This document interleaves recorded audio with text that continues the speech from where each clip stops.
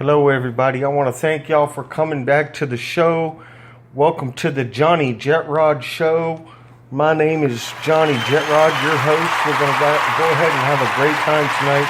We're going to talk about some of the hot topics in the news, and we're going to discuss what is considered the greatest threat to America right now by many political pundits and a lot of people on social media, including conservatives and liberals. It's a big concern tonight.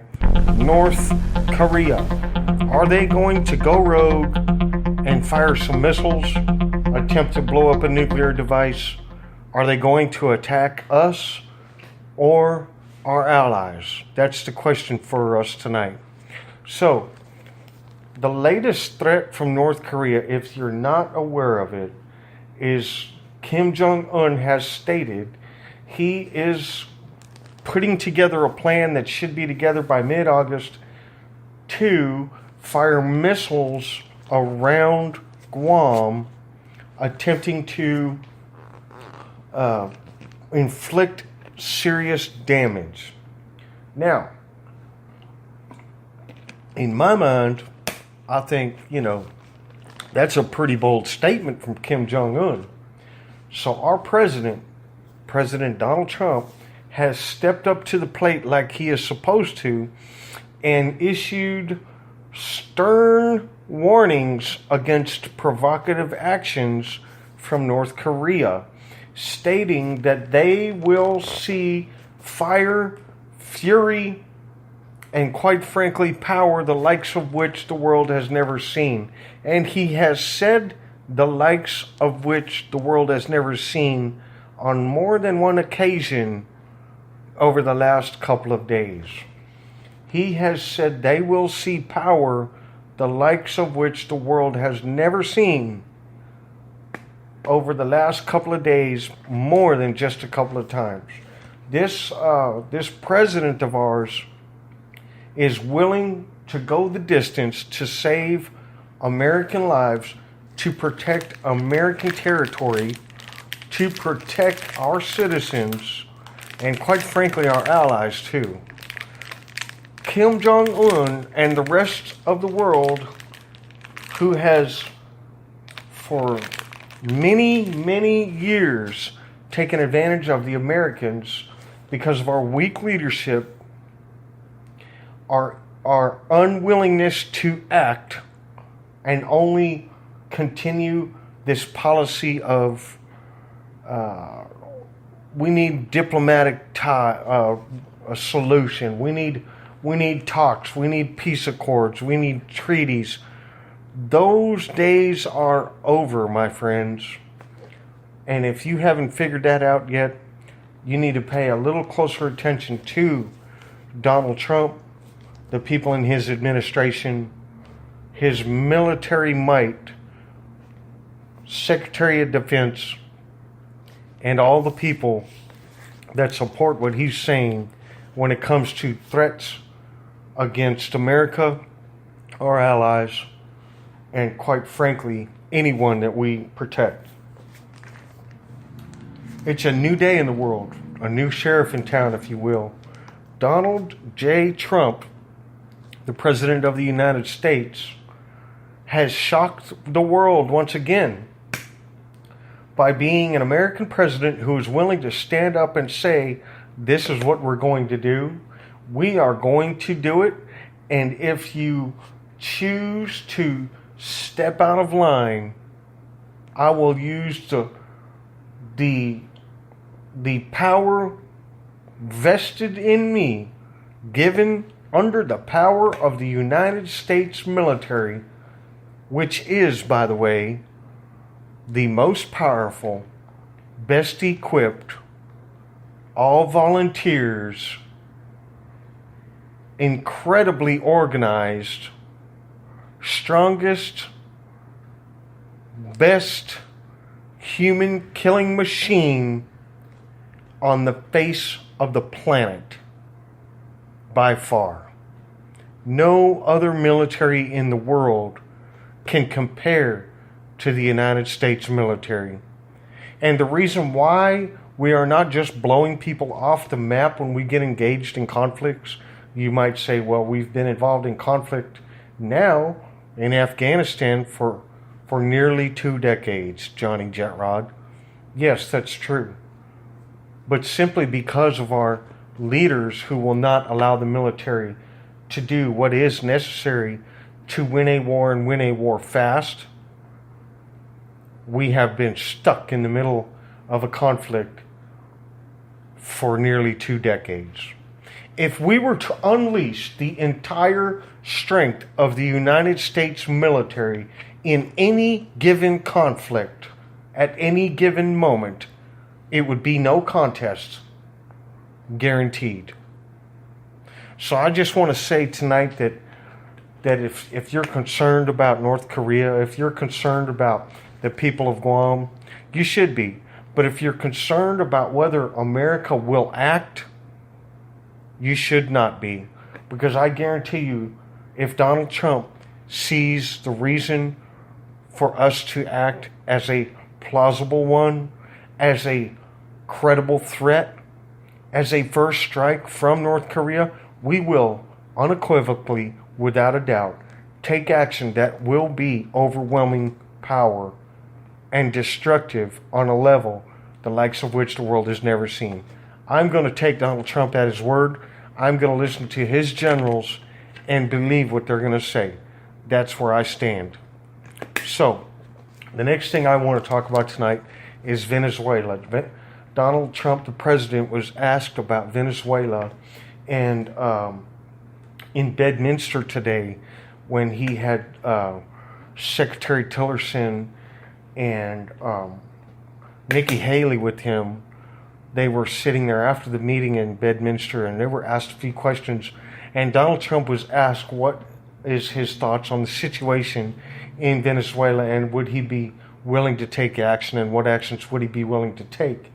And the president said that the military option is not off the table, it is on the table for Venezuela and North Korea.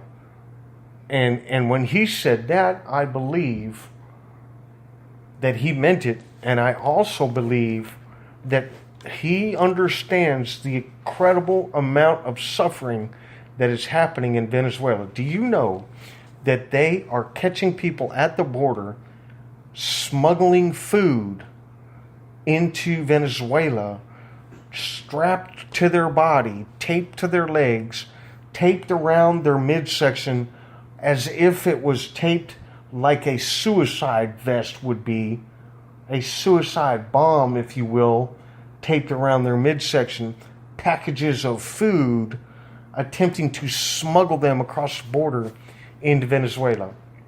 This is what's happening. That is how bad it has got. And Donald Trump completely understands the situation. I know he does. He is up to speed on the incredible amount of suffering in Venezuela. And he has not taken a military operation off the table. However, he has stated that he is not willing to do or seek regime changes. But if it comes down to a humanitarian mission, I would assume that's what he meant when he was talking about Venezuela. I believe that that's on the table. So that's what we're going to talk about when it comes to Venezuela. I believe that it's going to be a continuing developing story. That the entire country is in chaos. I did a couple of videos on that in my YouTube channel, Johnny Jetrod the Patriot. I've got a couple of videos about the situation in Venezuela, what caused it, the history of it, what steps could be taken to bring a difference to Venezuela in the current situation. They are very rich in natural resources, and I believe that there are two opposing factions or many more factions that are opposing each other and what to do in the situation in Venezuela, and it's creating an internal conflict. I personally believe that they are bordering on civil war, all-out civil war. So we're going to see what happens. There's even been rumors of people already converting to cannibalism in Venezuela in order to survive.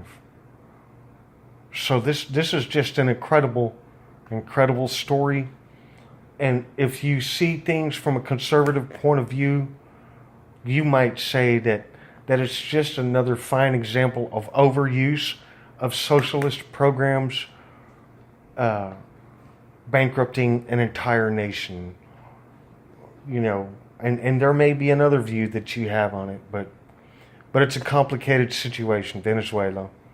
And I hope that the people of Venezuela can eventually come out of that situation, because they're part of the Americas, you know, and they are our neighbors. So we're just going to wait and see what happens here at the Johnny Jet Rod Show, and continue to report on that as it develops, if necessary.